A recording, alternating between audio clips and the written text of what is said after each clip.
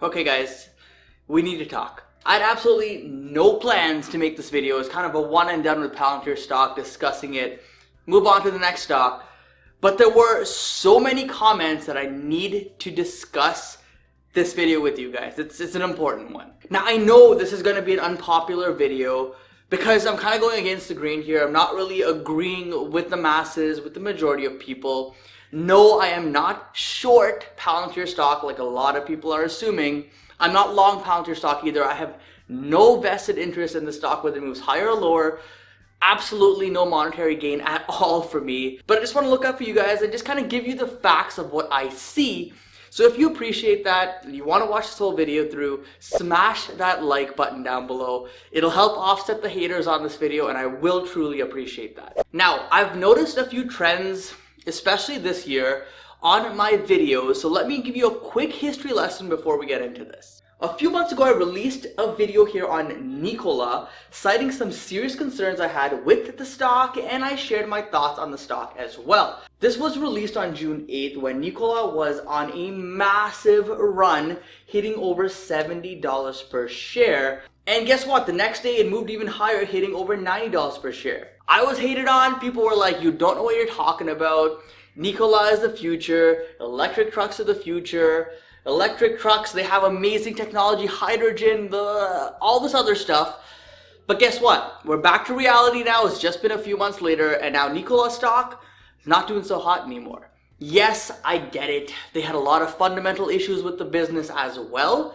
However, the premise here is that people were just so fixated on that stock and the future of that stock that they were blinded by the red flags. Around that time, I also released a video on Hyliion. And yes, I did buy into this one, but after it ran up a bit, I sold. And well, at this time, I was hated on again because I sold too early. And yeah, I quote unquote missed the run.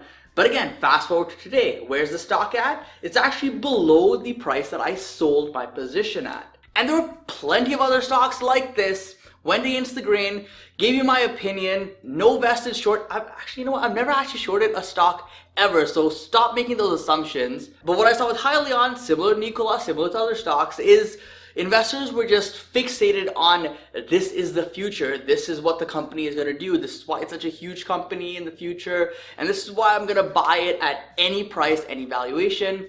And unfortunately, a lot of those investors are now feeling the pain of that investment and regretting that purchase. Now, I want to make this clear. By no means am I comparing Palantir to either of these stocks. I think Palantir is a tier above those companies. It's a very good business, high quality company, great services that they offer. They're doing well, excellent balance sheet, no concerns with the company itself.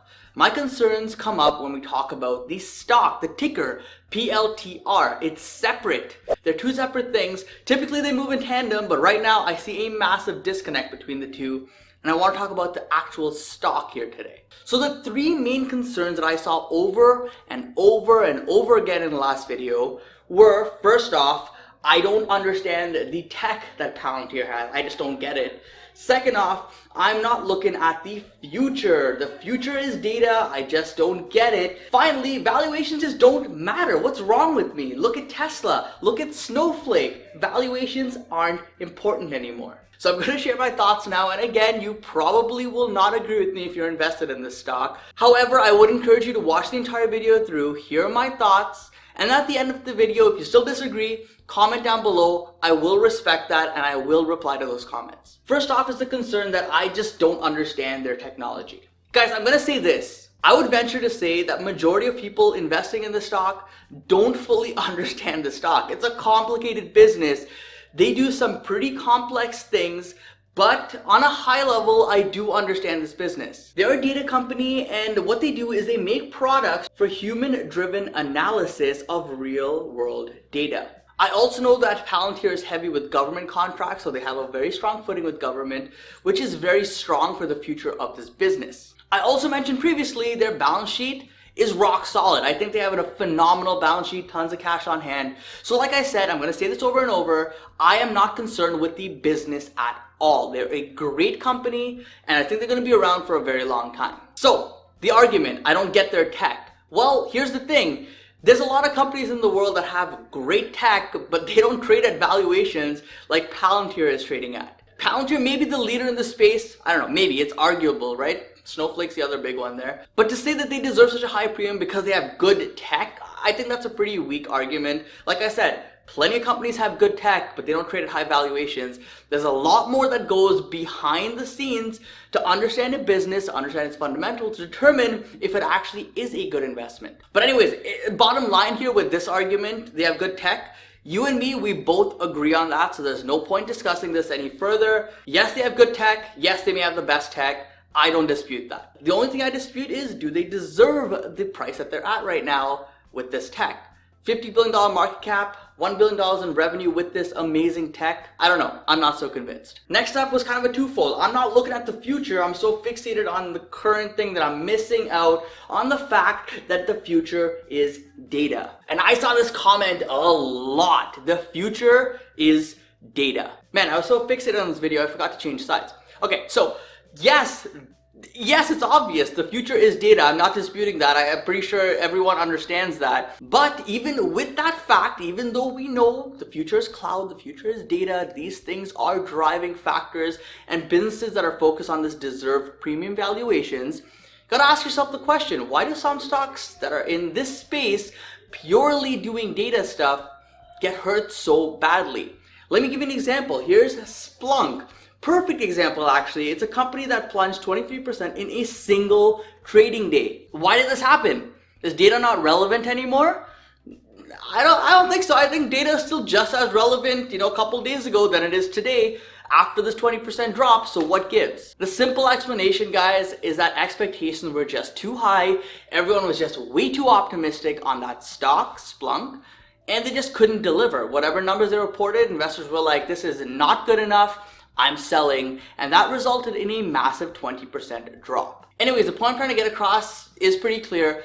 Valuations still do matter. Investors still look at that. And if a company cannot deliver, regardless of their future, regardless of their industry, regardless of all these other factors outside of that investors are so fixated on right now, the stock will suffer consequences. So this brings me to my third point, guys, regarding valuation and why they apparently don't matter anymore. Look at Tesla, they're at 1,000 PE. Look at Snowflake, they're at $94 billion market cap. Look at other data companies, they're trading at such high valuations. Nick, valuations don't matter. But guys, if valuations don't matter and all we care about is the data, the future, the tech, why do companies like Splunk drop 20%? I'm gonna keep going back to that because valuations do matter. That's the point I'm trying to get across to you. Comparing an overvalued company with another overvalued company to justify your investment makes absolutely no sense and is a recipe for failure in my opinion. I understand in this market it seems like you just throw money in and any stock you throw money in will go up 10, 20, 50, 100% in no time. And yeah, if investing was that easy, trust me, we'd all be multi-millionaires by now. But the reality is we're not, so just keep that in the back of your mind when you see stocks moving up like Palantir, 3x in a month. You should definitely have some warning bells going off in your head saying something may be going wrong here, something may be a bit too euphoric, I should be cautious. Just also remember, when the market does eventually correct, it's going to happen at some point, these high growth stocks, these stocks trading at high premium valuations are going to get hit the hardest. It happens time and time again. These are the stocks that investors sell off first because they want to lock in those high gains. That results in a snowball effect and typically will result in these stocks facing some pretty drastic drops. So just keep that in mind. Now I'm going to give you two examples of stocks that are expensive today, but when I bought them, they were at much better valuations, and that was a big reason as to why I bought them. Tesla is the obvious one. You can see here when I was buying this stock, it's run up so much since that you can barely even see it on the graph. But guess why I bought this stock? Yeah, the future was looking good for EVs. Yeah, Tesla had a great product. Yeah, Tesla was in a futuristic industry. But at the end of the day, the valuation was so cheap on Tesla that I could not pass up on that. The price of sales at the time of me buying was around a 2. Compare that to Palantir's current price of sales of 44 and their 2021 forward price of sales of 30. A 2 compared to 30, I think that's a pretty big drastic difference. So you can't really compare apples to apples here and say Palantir is just like Tesla because it's not. The other example is Nvidia, and this is another one I bought last year and it's performed so well for me.